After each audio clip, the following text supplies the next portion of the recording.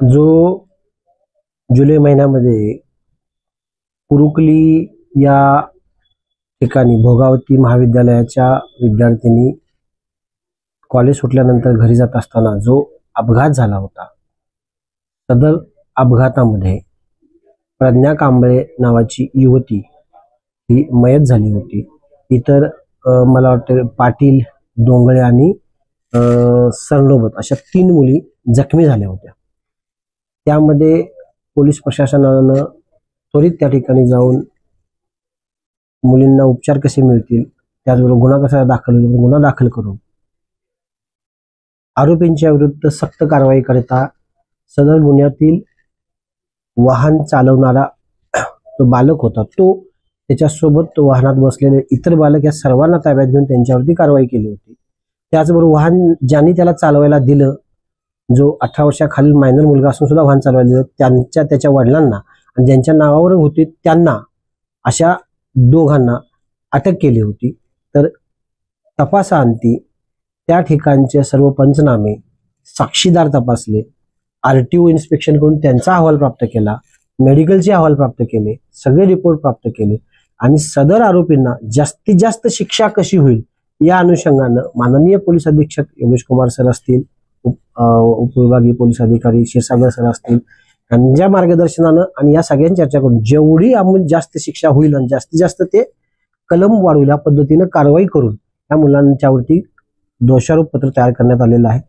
सदर प्रकरणामध्ये पोलीस प्रशासनानं सदरच्या मुली ह्या कॉलेजला जात होत्या, कॉलेजला जाणाऱ्या मुलींच्या वरती हा एका हुल्लडबाज करणाऱ्या तरुणांच्याकडून झालेला प्रकार म्हणून त्या पद्धतीनं स्ट्रिक्ट ऍक्शन घेतलेली आहे.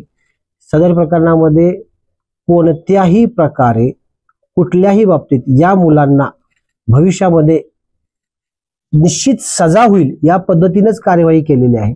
दरम्यानच्या काळात कोर्टाच्या प्रोसिजरनुसार यांना जामीन मिळालेला आहे.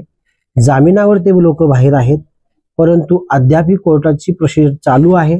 उद्या कोर्टाचं चार्जशीट दोषारोप गेल्यानंतर जी प्रक्रिया चालू होईल, न्यायप्रविष्ट आहे, त्याच्यामध्ये निश्चितच त्यांना शिक्षा होईल अशा पद्धतीने तपास करण्यात आलेला आहे. PSI गळवे हे सक्षमरित्या सदरचा तपास करत आहेत. वरिष्ठ अधिकाऱ्यांनी क्लोज ऑब्झर्वेशन ठेवून सदरच्या गुन्ह्यामध्ये त्रुटी काय राहू नयेत या पद्धतीने लक्ष दिलेलं आहे. सदर प्रकरणामध्ये नातेवाईक असतील, आणखीन कोणी लोक असतील, बाकीच्या ज्या 3-4 मुली जखमी झाल्या, कॉलेजला जाता येणारी मुलं असतील, ही जी आरोपी म्हणून असणारी जी मुलं होती, ही जी ताब्यात घेतलेली विधी संघर्षित बालक होते, त्या बालकांच्या विरोधात जी काही कारवाई करायची होती त्या अनुषंगाने त्यांची बाकीची माहिती संकलित केलेली आहे. आणि या घटनेनंतर सर्व हद्दीतील कॉलेजना त्या प्रशासनाला पत्रव्यवहार करून काय काय सूचना करायच्या होत्या त्या पण जे आहे की त्यांनी काळजी घ्यायची होती त्या सूचना केलेल्या आहेत.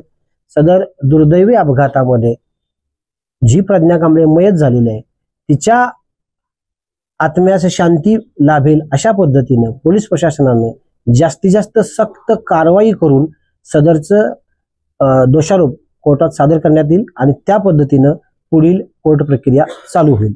यामध्ये कोणीही कसलीही कुचराई केलेली नाही. पोलीस प्रशासन आग्रहानं जास्तीत जास्त आरोपींच्यावर कशी कारवाई होईल यासाठी अग्रेसिव्ह आहे, त्या पद्धतीने कारवाई चालू आहे. जर काही लोकांचे गैरसमज असतील त्यांना कालच माननीय उपविभागीय पोलीस अधिकारी क्षीरसागर साहेबांनी पोलीस स्टेशन करवीर येथे बोलवून माहिती समजावून सांगितलेली आहे. कशा पद्धतीने तपास चालू आहे त्याची माहिती वेळोवेळी दिली जात आहे. अशा पद्धतीने पोलीस प्रशासन यामध्ये कारवाई करत आहे. धन्यवाद.